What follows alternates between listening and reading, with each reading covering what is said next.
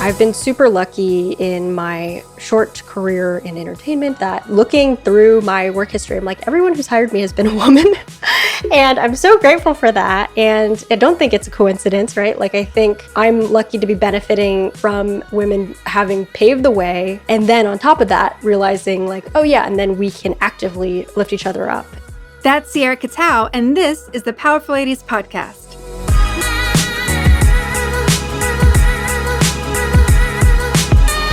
Hey guys, I'm your host, Cara Duffy, and this is the Powerful Ladies Podcast, where I invite my favorite humans, the awesome, the up to something, and the extraordinary to come and share their story. I hope that you'll be left entertained, inspired, and moved to take action towards living your most powerful life. Sierra Katow is a stand-up comic, writer, podcast producer, and host of her own podcast, Stay Positive. She started in comedy at 16, then went on to Harvard to study computer science, then returned back to LA where she started in comedy writing. On this episode, we talk about how she started in comedy, who she admires, ranging from her parents to Whoopi Goldberg and so many awesome people in between, how she manages the random comments she gets as a female Asian comic, and what her process is to make herself feel more brave and confident when she needs to. All that and so much more coming up, but first, being an entrepreneur or a small business owner is hard. But the good news is it's much easier when you have a coach and a community. The Powerful Ladies online community gives you both. It's where powerful ladies and powerful entrepreneurs from around the world discover clarity, produce results, and experience success at new levels. Because together we thrive. As a member, you get access to master a new skill for business every month, network, brainstorm, and collaborate with like-minded women, get access to Powerful Ladies events, our library, resources, and more. Participate in group coaching and workshops led by a multipreneur business coach. And you get the accountability and inspiration to stay on track and make it happen. Join today at thepowerfulladies.com.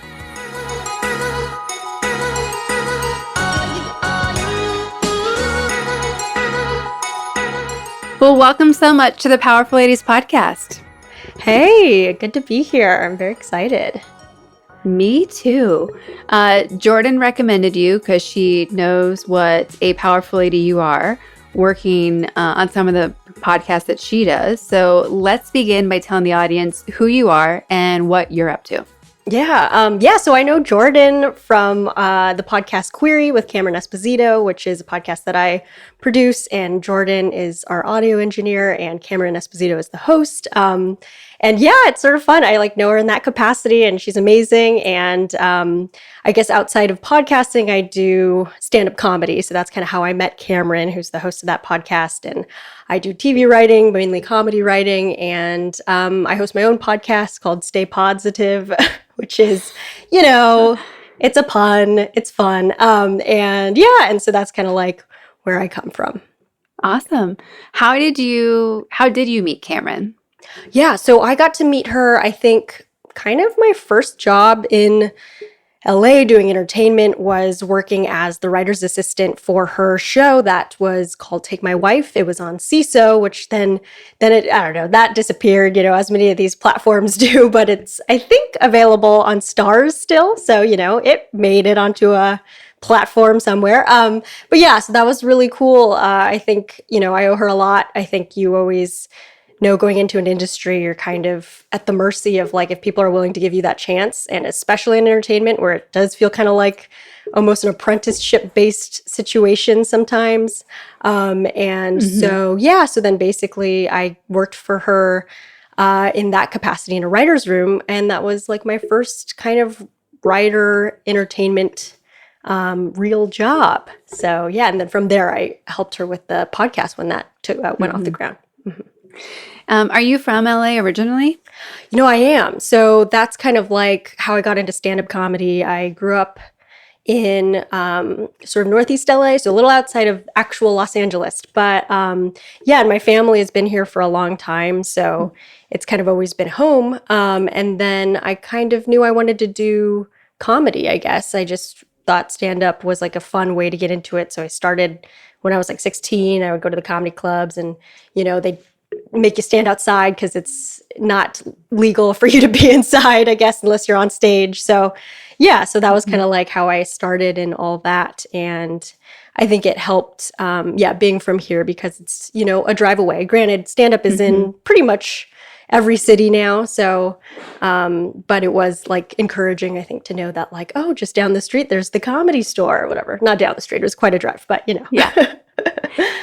Of all the things that a little girl dreams of, how did you end up doing doing comedy and doing stand-up of all things? Yeah, I think I always loved laughter, like laughing. I think I was lucky to grow up in a family where I think we valued humor. And I remember like my grandpa, my mom's dad was like super funny. And so we always knew like, oh yeah, if you crack a joke, like, it lightens the mood. It makes family stuff a lot easier. And I didn't really know stand-up comedy was a job. I mean, who does, right? I don't even know if it still is now. I think I remember watching like Ellen DeGeneres on television and being like, oh, interesting. So she talked for an hour and there are a lot of jokes and apparently you could just do that. So I think it was a cool way to, see that you can just be funny and you don't have to really do anything else, really. You just kind of talk and be funny, and that's stand-up.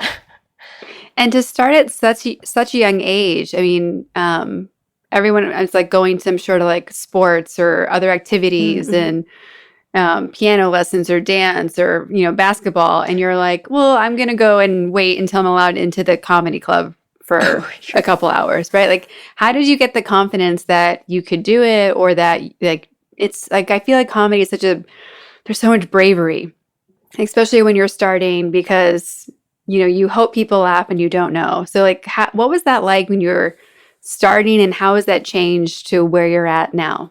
Yeah. Oh, I mean, to be fair, I did also play basketball. So, I clearly had a future there. I'm still 5'1", and then I was definitely under 4 feet. But anyway, I think, it was like a fun thing. I think that I always liked, I did a lot of like student government as a kid. So I always had to give speeches, and I liked the ability to like talk to a lot of people at once. And I knew that humor, could help get those votes and all that fun stuff. So I think it was kind of like, it wasn't too far from maybe what I was kind of doing. And because it was also kind of separate from my school life, it didn't feel like the stakes were that high. You can, and still today, like if you go to an open mic or you go perform and maybe your day job is something completely different, you really don't have to tell anyone. You could just go, oh, oops, I bombed for 3 minutes. Didn't happen. Sorry. You just, I think I definitely like the anonymity that I had at the beginning too. And still, so I think it wasn't as scary as it sounds, I mean, of course, if you're performing in front of all your closest family friends and your mom and dad or something, then it's going to be a little different. But if you just go and do it, I think I felt like it was, starting fresh, and it didn't feel like a big scary thing. And did you just show up and say it's, an open mic night and I want a slot? Or did you have to, make connections at the different comedy clubs to, especially being underage, like to let you perform? I think for the most part, you can just show up. I think the underage thing, maybe becomes a problem at some of the bigger clubs, which of course then you kind of learn, okay, obviously I can't go in, but they have, I think, enough underage like aspiring comics where they figure out that system. So, sometimes I would be out there alone, but sometimes there'd be like one other younger, comic who I could kind of commiserate with. And then we'd both go in when our time was, happening. But yeah, I think the great thing about open mics and about comedy stand-up specifically is it doesn't feel like it's as gatekeepery as a lot of other entertainment things. And so as a result, you don't really have to know anyone. I mean, that also turns it into a just mayhem of randos, so that's the downside. But yeah, I think it was cool. And I liked the DIY aspect of like, just go and do it. And the only person stopping you is you. And, of course you got to be funny, but generally speaking, it's not like, oh, I know a guy who can get me into this open mic, Yeah. And how did you make the leap from, from doing comedy to writing and then to podcasting? Sure. Yeah. I mean, I think they're all kind of related. So Mm-hmm. it never felt like a big pivot or anything big. But I knew kind of from doing stand up, and a lot of stand ups do eventually maybe find work in TV writing and things like that. And it feels like another way to be funny, Mm-hmm. and podcasting, of course. So I kind of, when I was in, first starting out stand up, I kind of knew, okay, maybe how do I get into TV writing or entertainment? I eventually went to Harvard and went into the Harvard Lampoon, which was like a creepy institution of, mainly, I don't know. There's a long history, obviously, of comedy writers going to the Lampoon and then writing for television. That has changed a lot because obviously I think there's sort of this lore of, oh, you go and work for the Lampoon and then you go and write for The Simpsons and then you're set for life, which is, of course, that worked for maybe, a group of white males in the 70s and they're still there, which is, of course, how it works. And then, since then, I think I think people are learning about the fact that, like, getting into entertainment needs to be democratized a little bit more and like stuff like that. But at the time, that seemed like a pretty, exciting path. And so I worked really hard to go through that process. And then from there, it wasn't all quite clear because I don't think it's, it's still, I think it was a humor magazine, mainly was the Lampoon. And I did a lot of drawing for it. And, I was still doing stand up. So it kind of was like, okay, I guess I'm kind of learning these different ways to be funny still. But I think from there, I was surrounded by a lot of other young people and students who were interested in the same, oh, maybe we could, write for TV one day. So I think that's what helped, is a sense of like, I was a computer science major. So as many like career things were available of like, oh, hey, maybe you could get into this program and then you go work for a big tech company and yada, yada. That doesn't really exist for comedy. So I think, I had the luxury and privilege of having grown up in LA. So I moved back home out here and sort of used my stand-up comedy to meet people and then figure out from there how to write for TV. And I started, of course, writer's assistant, sort of in these assistant capacities, which people say is a good way to, move your way up. And since then have been able to write. But yeah, I mean, it's like, I think I've seen people do it different ways too. So yeah, I guess that was kind of like, looking back, I'm like, okay, I guess I kind of at least was able to go in that path. And then here we are. And I think podcasting is like the opposite almost, where you can do it yourself in a way, of course there's certain quality audio levels at which you can do it yourself. But I think it just really appealed to sort of the entrepreneurial spirit of like, hey, yeah, just like no one can tell you can't do this open mic. No one can tell you can't do this podcast. If you want to be a big movie star, yes, lots of people can tell you can't be that. But I think it was like a cool way to still do comedy without waiting for somebody to tell me I can. Is there a show out right now that would be a dream show for you to write on? Sure. What is weird is like, okay, definitely I think I would love to write for like a show I'm a fan of. I love like Succession. I think it's just like a really funny show too, on top of being like a riveting like family drama. So maybe that, but I think a lot of like, especially being a writer now, is writing your own projects and then, making it essentially the show that you want to see too. And so, I have a couple projects that like you write a pilot, like the first episode of your series. And so, sending those around, you have to again wait for somebody to tell you, yes, we're making this. But if that could happen, that would be great. And a lot of them are, very autobiographical and kind of like the sort of more extreme version of yourself. So in the way that I guess like Curb Your Enthusiasm is like an extreme version of Larry David, so they say, or whatever. Yeah. That's sort of, I think, a lot of comedians' dreams. But yeah, something I share for sure. I think a huge part of doing this is, representation. And I think, I grew up with very little Asian American representation, granted more than years ago, right? So And I think that's become really exciting in the past few years. So I think it's always about, trying to write your story and something about like your particular perspective. And so that would be the dream. But yeah. I can only imagine how many comedy bits can come out of Harvard and being a, computer science major, and like to be sitting in those classes already with the comedic perspective and watching some of this happen before you were like, does no one else see this right now? Like, this is its own show. Sure. Yeah. A lot to come out of that environment. I think also the, just the sort of way in which that place was very like, everyone's insane and type A. But then at the same time, like the whole world is like that. I think the more years that I have away from that, environment, it's just like, I think we all turned into that. We're just, everyone's very, go-gettery, and it's hilarious because, here we are now also just stuck inside. So it's just like seeing all of us unravel slowly as we're trying to like do our regular lifestyles. Yes. How has being in quarantine affected you personally?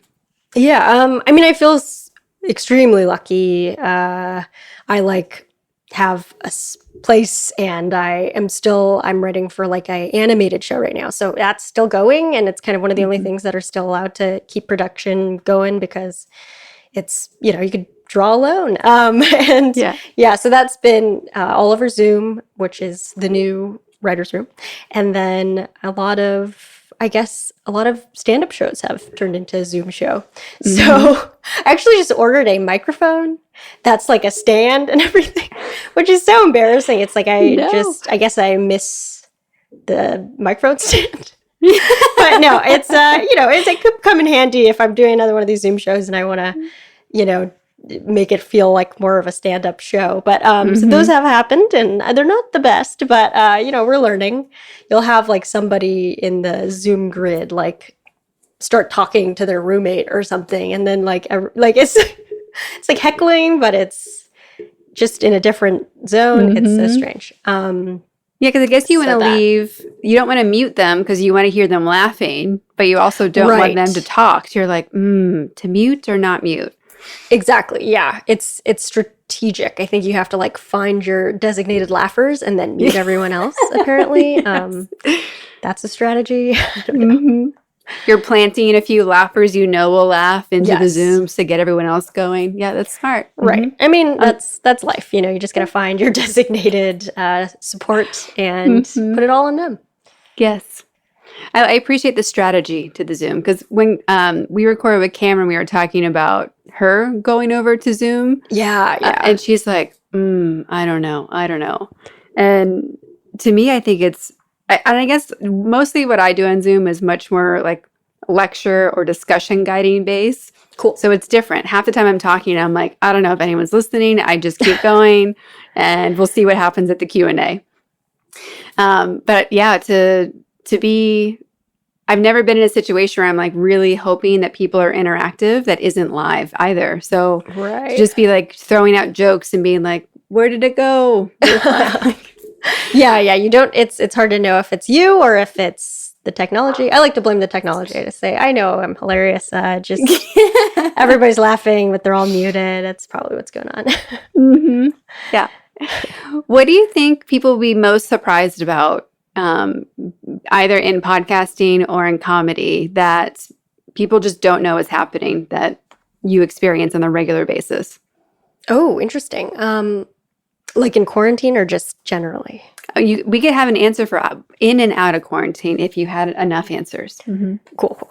Yeah, I don't know. I mean, I guess like generally and something I've discovered while in quarantine is I think like everybody, like there's so many funny people out there. And I think people, we get our, if you're just kind of a comedy fan, but you're not like super plugged in, it might be you check Netflix and you look at all those specials. Maybe you're on YouTube a lot, and YouTube is a great place where like a lot of, up and coming comedians can get their videos up and stuff. But I don't know. And then I'm watching TikToks now, and I feel like I'm like, wow, there's like some really funny people out there just like out in the world. I even watch like this Japanese reality show called Terrace House, which is really popular on Netflix. And there's like, it's all subtitles and I don't understand Japanese, so I'm just reading it, but like it's hilarious. And those comedians, it does translate in a way that I guess I'm surprised. I'm probably so sheltered because I just lived in the US and I really just expected comedy to be local and cultural and like this and that. But I guess I'm learning, and maybe people already know this, but that just, it's very universal, more universal than we think, even though some things may not translate. And like a lot of people are funny, and it's not reserved for like the few chosen ones who get their Netflix thing or their HBO special. It's like really something that I think everyone's kind of tuning into now that we kind of need humor, I think, right now more than more than maybe a few years ago. And so maybe that's why it's surfacing more. But yeah.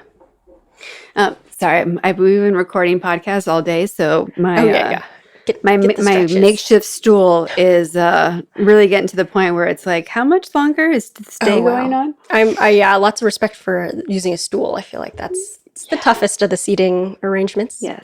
Yes, it's mostly based on having to make it up in in the bedroom in a corner, right? Oh, right. Yes, it's like, good. How do we make this all work right here?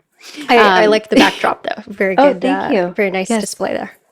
The bureau. Yeah. Yes. Excellent. It was that or staring at my back from the mirror back at. So that would have been a little trippy. Yeah. Yeah. The infinite mirror thing. Yes. Infinite powerful ladies. Great. Yeah. When you think of the words powerful and ladies, and when you think of it combined, what does it mean to you and what does it make you think of? Ooh. Yeah. I mean, I think powerful and ladies. Okay. So powerful ladies together for me. I mean, I did hear that you asked this question on the podcast. So I'm like, I had something prepared, but now I'm blanking. No, but I think I've been so lucky, and we talked about Cameron earlier and like that's how I met Jordan. I think, just I've been super lucky in my short career in entertainment and stuff that, like, honestly, looking through my work history, I'm like, everyone who's hired me has been a woman. And I'm so grateful for that. And I don't think it's a coincidence, right? Like, I think I'm lucky to be benefiting from women having paved the way.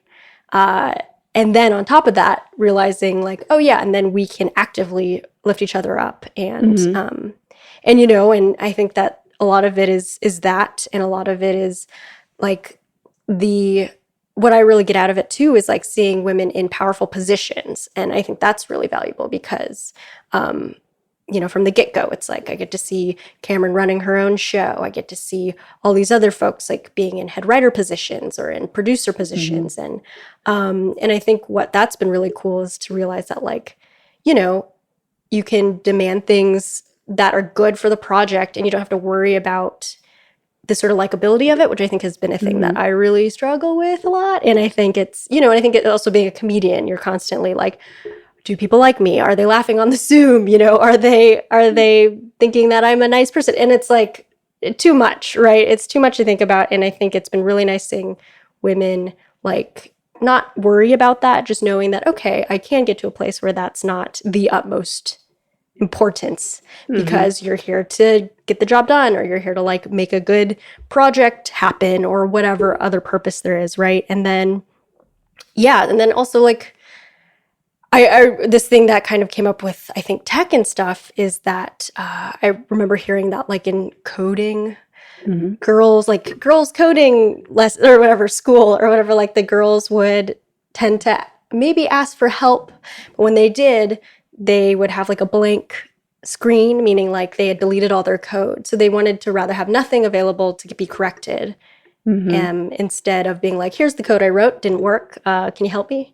So I think that was like a great metaphor for like, yes, I totally struggle with the whole perfection thing. We're trying to display this like, we got it together, which is like enhanced by social media. And I think it's been really valuable seeing powerful ladies also be comfortable in their imperfection and then, go from there. And I think that's like what, perfection is not necessarily powerful. So those things. Awesome. Obviously with so much changing and going on, like, do How do you feel comedy in particular is changing for the better, and how do you wish it was changing faster? Mm-hmm. Yeah.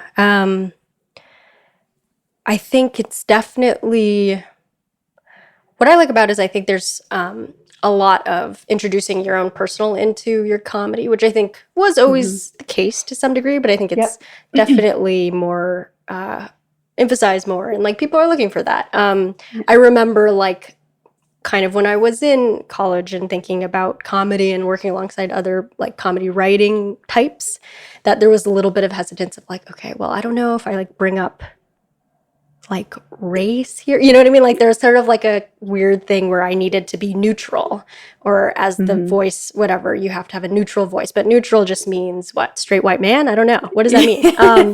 So I think it's been really good moving towards like, okay, you have to introduce your voice and who you are. And that's like makes it funnier, honestly, because the more specific, the better it is, the more universal it is, the funnier it is. So that's been really cool. But yeah, I mean, I think there's weird stuff still going on, you know. I think people are just it's a broader commentary on what's going on. But I think, you know, people are still like, oh, so tired of this, and then they kind of recede into their factions. So I think there are a lot of comedic factions happening. I recall when like the whole what's his name? Okay, I'm glad I forgot his name because it's not important. But the SNL cast member who was cast, and then it was surfaced that in his podcast he said like Asian racial slurs against Chinese people and Chinatown in New York or Philadelphia, and he essentially was also added to Saturday Night Live right when the first Asian cast member or full Asian cast member was added, Bowen Yang. And so yeah, there's like a big pushback obviously because it was like pretty bad. Like it's like someone going, you find in some bad racial slurs on someone's podcast. So he was not hired. And then, and then kind of that sort of thing turned into, oh, and now he has a huge following because everybody's like freedom of speech. You're, I guess, entitled to be on SNL if you say racial slurs. So anyway, yeah, that was an interesting awakening because it was very much, in the community that I'm tapped into, but seeing that like, okay, wow, there is still like a huge backing behind something that I wouldn't necessarily be behind, which means there are a lot of different growing factions of comedy. So I would hope that there would be a way to like merge all of these in some way, in a way that goes towards where we want to be headed. But, I think that's a larger question about the state of the union. Yeah, so that's a little, shouldn't be, or whatever, not moving as fast as we'd hope, Yeah. For someone who hasn't heard your comedy before, how would you describe kind of your vibe of comedy that you share with the world? Oh, yeah. Yeah, I don't know. I mean, still figuring it out, it's like, it does, I love to talk about personal stuff, as I've said, I think that makes it more powerful, but also I get worried about plagiarism. So I just feel like if you're talking about something that happened to you, like, nobody can really accuse you of that.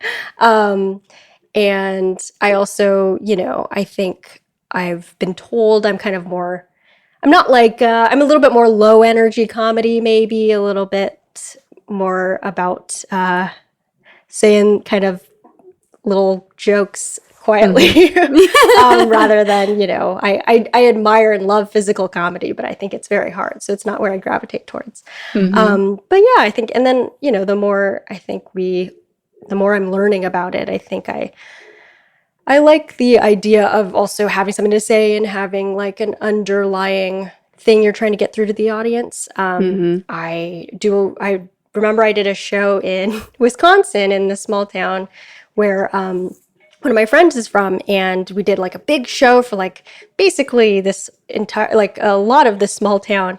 And they had like a gun raffle before, like it was very different from like what I know. Yeah. They were, they had like rifles in the back, like, yeah. And so then pick up your rifle and then watch this comedy show. I was like, okay, well, that puts the pressure on.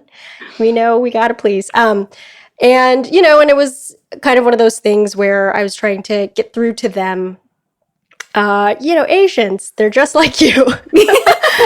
No, but it was, and they laughed. It was really fun. I think afterward there were still some things where they would be like, oh yeah, we harvest a lot of ginseng root here. And I'd be like, oh, okay. No. Oh, I mean, I've had Arizona iced tea, so I know what you're talking about. But it was like very strange. And then I went back a second year, and I think I called them out on that, like the fact that they were kind of like talking to me about some weird Asian thing that like they assumed I would know. And they laughed at that. And so I don't know. I thought it was an interesting experiment where I'm like, okay, certainly sometimes you can't totally be on the same page, but I think we're becoming more aware of what we're doing. And if I can break through that with comedy, that's fun. And the only way I know how to communicate, probably. So it works. Yeah. So you're producing Cameron's podcast now, and you have your own. What made you want to start your own podcast? Oh, I mean, definitely, watching Cameron, it's been so fun. I mean, she's such a natural at hosting. So there was sort of this thing where it's like, well, of course it's going to be good every time, when you watch her do it. And you got Jordan and, and I think I had always been a fan of podcasts, but I think a lot of what I like about it is the, sort of DIY aspect. And I think I just figured, you know what, it's a fun way. I could just talk to friends if I don't feel comfortable, branching out too much yet. And it felt like a pretty easy way to, I guess, get started at least. Not that podcasting is easy necessarily, but it is kind of like a good intro to just do it at like a low level. And then maybe I can build my way up. But also it's like a huge thing, I think, with entertainment and comedy that it's like you kind of feel like you have to have something that you're working on or whatever. And like you really don't.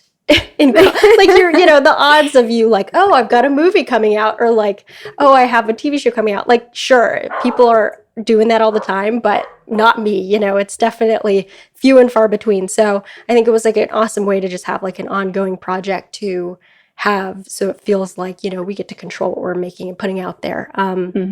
And a big part of like, I think stand-up too is like, sometimes I'll film a thing and they'll put it on YouTube or whatever. And I don't really have control of like what bits that they decide to edit together and put out there. And then, sometimes it could be like, oh yeah, I mean, I like that other joke better. Or, there's one where it's like, they didn't mic the audience. So I really sound like I'm bombing, but I'm pretty sure I wasn't. So, it's kind of just nice to have control over what content you're putting out there. That is you, but also, with other people and such. So, yeah. When you look at the journey that you've had, I don't know any women especially who went to Harvard and are now comedians. How did that fit into your path? And what made you decide to go to school when you were already like getting into the comedy space when you were still in high school? Oh, sure. Yeah. I mean, I think I was such a nerd and, student that there was going to be, like, I think I couldn't pass up the opportunity. But also, I think there was there's actually such a comedy culture at Harvard that there are a few others, who came out of that, whether they're TV writers or comedians or performers. But yeah, I mean, I guess it was definitely like, being the good student, being like, well, at the end of the day, maybe I'll just work in tech and be good. And then we'll be good. We'll put our heads down. We're going to just type the code and get out of here.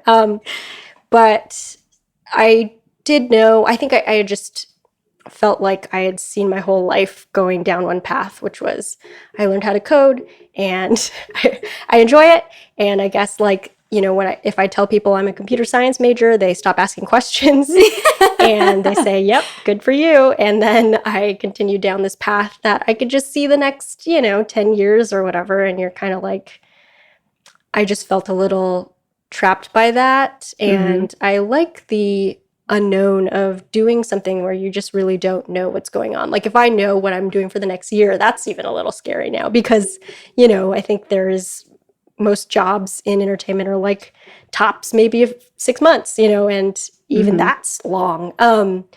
So I think there's just, I kind of just turned into this thing where, I did enjoy being at the student at the school and like all I learned there and all the people I met, of course, right? Like that's what everybody says about college experiences or the sort of young adult experiences. It's the people you meet. And I'm forever grateful for that. And everyone that I met like went on different paths and has like a really different fire. And it's really like incredible to watch, you know?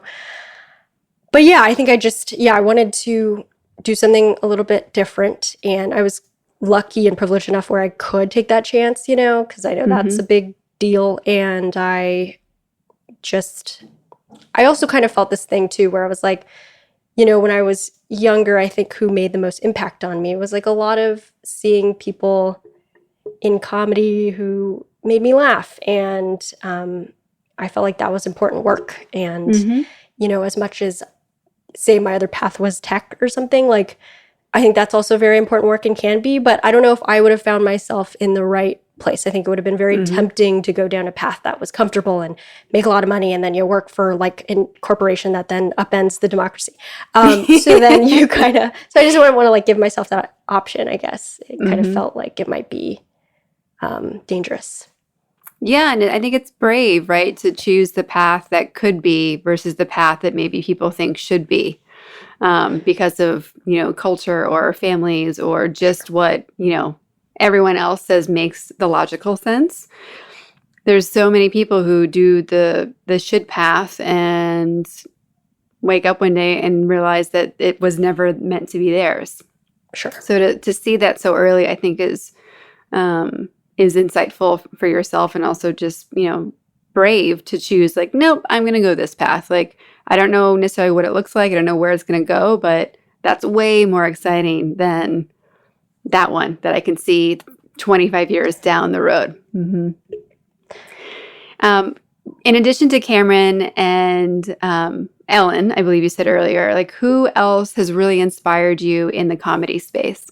Sure. Yeah. I mean, definitely growing up. Let's see. Who did I see early on? I know Amy Schumer was like kind of, it was like before her sketch show, and then that kind of hit, and then it was like, oh wow, hilarious. Sarah Silverman, I think, yeah, who else at that time? Anthony Jeselnik. Yeah, just a lot of stand-up comedians, of course. And then more recently, I think like Ali Wong, kind of, you know, she'd been around for a while, but then with Netflix blew up, and that's been really cool to see. And yeah, and then I think on like the TV comedy level, you know, sort of like Phoebe Waller-Bridge or Issa Rae, and people who are able to, you know, use stories and make you laugh that way and stuff. And so yeah, all those folks. So anyone really who who's been doing it has, you know, we've kind of crossed paths with or whatever. Like you basically are always kind of, I remember early on too, it was like now so much is available to watch, but early on it was a lot of like using like Google video search to be like, well, how can I find the dregs of Sarah Silverman's like stand-up filmed on like somebody's random flip phone or something. And and that's just become more and more, I guess, of a thing. And, you know, and then people who have kind of like personally been great too is like Eliza Skinner, hired me on my first staff writer job, and she's a comedian who also writes a lot. So it's kind of been cool to see that, you know, somebody who's been able to do both. And yeah, I guess, yeah, I mean, basically anyone who's made it has probably been an influence. And who outside of comedy do you admire and has inspired you? Oh, wow. Well, gosh. Well, I love that you guys are sisters because it just makes me so happy. And I, you know, I owe so much to my older sister, and Melissa, shout out. She, you know, she was like 5.5 years older. So she kind of was like this more maternal figure for a long time who I looked up to. And she still kind of is, because I think she just like has hit so many life milestones and like feels like a together adult. So, despite not being that old, but it's like, yeah, I think, I owe a lot to my sister and my parents who were very actually supportive through all the craziness, I mean, I think a lot of convincing was done, but I think I was lucky that they themselves liked comedy. There was like a lot of, oh yeah, we used to go on dates at the Laugh Factory. Like, oh, weird, don't tell me that. No, but it was helpful. And then I guess like outside of comedy, I've always been I think I'm noticing now, but I was very, I watch a lot of The View, which is like hilarious because it sounds super weird, I think, but it's like great. I think it's like a great way to get your news from like women and people who aren't going to let, inflame things too much, hopefully. But a big Whoopi Goldberg fan, so that's probably why. So I think just people who kind of blaze their own trails in a field that maybe isn't normally, there for them kind of thing is really cool. So yeah, my family and Whoopi Goldberg. I mean, this is the best list I've ever heard. We've got Cameron, Ellen, Whoopi Goldberg, and your family. Yeah. Basically, I think it's fully rounded out. You've got a little bit of everything in that mix. I mean, it's basically like, how cool would it be to have them as like godmothers, right? Too much to handle, couldn't live up to it, but yeah, that'd be great. Well, I hope one day you get to have all three of them on, well, three being Cameron, Ellen, and Whoopi, all on your podcast at the same time. Oh, sure. I would love to see that panel happen. Thank you that's a great idea. I hadn't thought of that before, but I gotta send those emails. Yes, you never know what's possible. Right, Jordan? Yes. So prior to, everything COVID-19, what were your goals for 2020 and what were you kind of going after? And then how has that changed? Yes. Well, definitely, I wanted to do a rave with all the sweatiest people. No, I'm just kidding. No, for COVID-19, yeah, I think my goals for 2020, I mean, a lot were stand-up related, obviously, which kind of feels halted, but, it's figuring itself out in other ways. But I always have been wanting to do like a late night set on a show with the live audience kind of thing. I did one for Last Call with Carson Daly, which is like the old, like now it's Lily Singh, which is dope because she's so funny. But it was like hilarious because I think we filmed it and my parents came to the taping and they like got edited into like everyone's like, how when you do a comedy show and then you show the audience laughing, and they were in like another one, they like featured them very heavily. They're like, oh, this middle-aged Asian couple finds this funny, I love it. But yeah, so that one was like, that one was like a late night set, I guess, but it's not as the like Conan or whatever, the one where you're front facing and everything. So that's always been a goal of mine. But yeah, I mean, I think I wanted to do a lot more with my own writing, and I think like there are a couple projects I worked on with writing partners that I had been, we had been pitching around, which is cool, but I think I, wanted to be able to focus on something where I could do it myself a little bit, not so much in the like, oh, me, but more of the like, I think they were definitely the shepherds of teaching me how to do certain things like story and how to write this way and this and that. And that was like such a great sort of crash course in writing. And so I think I was hoping to like apply that. And I think, we still can, given that we can write alone all day if we want to. So yeah, I think something along the lines of like writing my own script, using those skills, because I guess I've written before, but you read your old stuff and you're just like, who is this? This is so embarrassing. And then on top of that, I guess like continuing to do more with my own podcast, but also kind of like branching out of that personality wise. Like I don't know, I think I still struggle with not being comfortable even podcasting or doing stand-up. I get rusty if I haven't gone up in a while, and I think stage presence has always been like kind of the harder thing for me. Whereas like, I can write a joke and that's fun and I kind of have that and know my style, but I think a lot of, I admire a lot of comedians, like I said before, that are like physical comedians or ones who are a little bigger and louder. And I kind of think that's sort of a general like direction that I'm interested in. And I personally love where women's comedy is going. Yeah. Because, there's so much, there's kind of like the greats, and all the greats so far, historically have been men, and they have a very specific style and like perspective. And I'm like, there's so much more about life that is hilarious. Totally. So I'm yeah, glad. Oh, go ahead. Oh, yeah. No, I think that's like a huge superpower that we have. Like, it's just not everything's been done already. So there's a lot to be covered. So much. Yeah. It's like, is it superpower or cheating? Maybe a little bit of both, and we're going to take advantage. So we ask everyone on the podcast where they put themselves in the Powerful Lady scale. 0, average everyday human. 10, most powerful lady that you could imagine. And I asked people to rate themselves both for how they feel today, and then also how they feel like on every average day. And I've realized recently that apparently I think that being on the podcast with us should make you feel extra, which hopefully it made you feel. So let's see. Where are you today? Yeah. And where are you at on average? Okay. Yeah, I mean, I think doing this with 2 powerful ladies, and it's called Powerful Ladies. Yeah, today I feel, I feel like I can't get too high because I do want to like get there eventually. And it's like, well, if that's it, then where are we headed, right? So I think probably like a 5 today, and then on average probably like a 6 or a 5. Because it's like, well, 0 is every day, so it's not like a lump on a log. What is it? Bump on a log? Bump on a log, yeah. So yeah, 0 is average, so then yeah, maybe around there. 5 and a 6. I like it. When you look at what you do, because comedy of course requires confidence, right? Just to walk out onto that stage. And I think, writing does as well, podcasting does.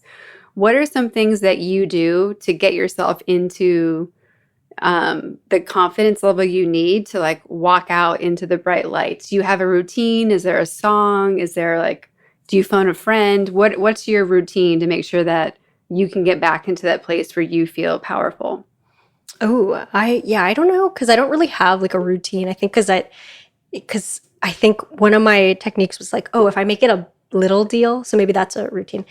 If I make this not seem like a big deal to me, then like I'm good, and that's like a kind of a bad tactic at the end of the day. But yeah, I think a lot of it is like trying to physically, maybe this is that power poses thing, but like to physically be like not timid. And I think there's a lot of times when you're in a green room before the show, or you're talking with people before the show, and I have maybe a tendency with people I don't know.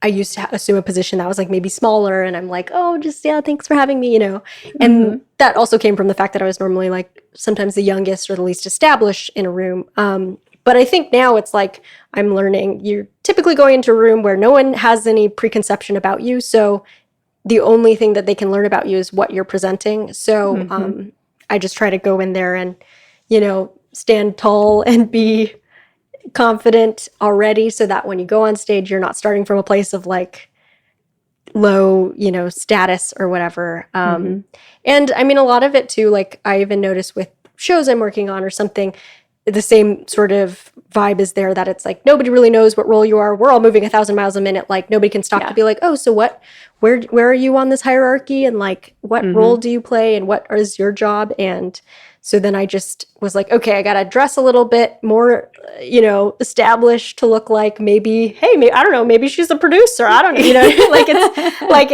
just kind of like give yourself a, not advantage, but almost just not to give yourself a disadvantage. Because I think sometimes I feel like I'm starting at a disadvantage if I'm looking like this. So I need to just kind of, maybe you put on a blazer. Whoa, didn't see that coming. So I think that helps.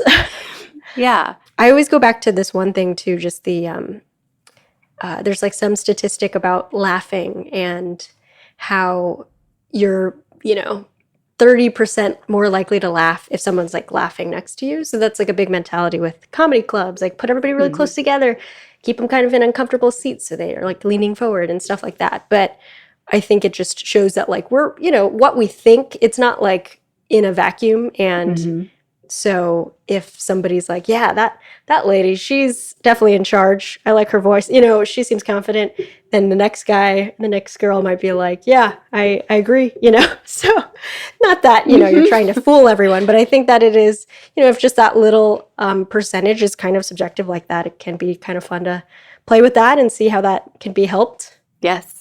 Well, as we're wrapping up today, what would you like everyone listening to know about you or words of advice that you have to share? Oh, gosh. Words of advice. I mean, I think what I'm really thinking about recently is that, community. I think that's like a funny buzzword that I keep hearing when I'm listening to books and, hearing people talk, and especially at this time. But I think especially what you guys have done with Powerful Ladies and like the fact that it's actually, not just a podcast, but also like a network and a community. That's kind of like, I don't know, I think it's really helpful. And I always have to remind myself at least to like reach out to people and check in with people and think about this as not just me and not just I'm alone in this scary world or whatever. And so, yeah, I don't know, I think that's a big part of why I started a podcast too, because it kind of just gives the weird excuse of like, hey, want to talk for an hour, Yeah. and yes, it's allowed me to talk for an hour with a lot of people that maybe I wouldn't have otherwise had the opportunity to, or at least like maybe would have had to do it over food, and then you got to figure out a place or whatever, and so I think it's very, it has been an ongoing theme that I'm constantly reminded of, is just like, reach out, be buddies. Not everyone is like, I don't know, so busy that they don't want to be bothered, and I think that's kind of like important to remember at this fun time of isolation. Yeah, totally. And there's nothing, your whole day can change, for the better by just reaching out and talking to someone and calling an old friend. And it's hard, like as an entrepreneur, there's so many hours of the day that I feel I should be doing something that I didn't get off my to-do list yet. And to pause and go for a walk and either listen to an audiobook or to call a friend or listen to it's so great to use that time to connect and remember that there are humans out there and humans, right? Like we forget that there are. Totally. It's crazy. So it's nice. So I think community is a great way to remind everyone you're not alone. Yeah. Yeah, I know. It's tough because it's like the social media stuff. I get sucked into it where it's like, yeah, I mean, I'm liking this person's photo, so therefore we're community. But it's definitely not the case. Yeah. So remembering that as well. I love it. Well, thank you so much to being a yes to the Powerful Ladies podcast. Thank you for having me. It's such an honor. Course. So fun.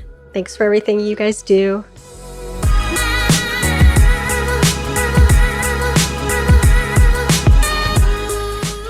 This is what the real hustle looks like. Working as a producer on one podcast while launching your own.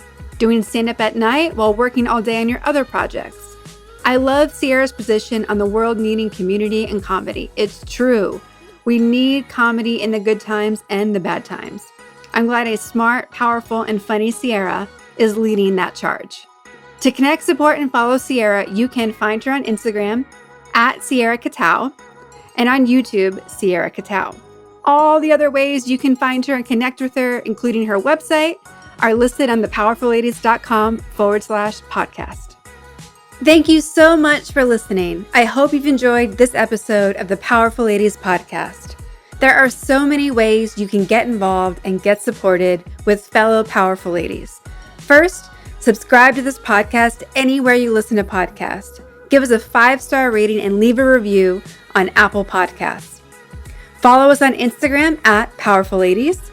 Join the Powerful Ladies Thrive Collective. This is the place where powerful ladies connect, level up, and learn how to thrive in business and life.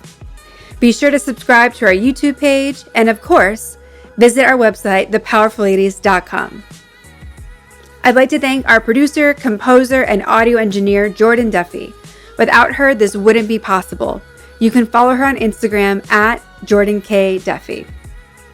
We'll be back next week with a brand new episode. Until then, I hope you're taking on being powerful in your life. Go be awesome and up to something you love.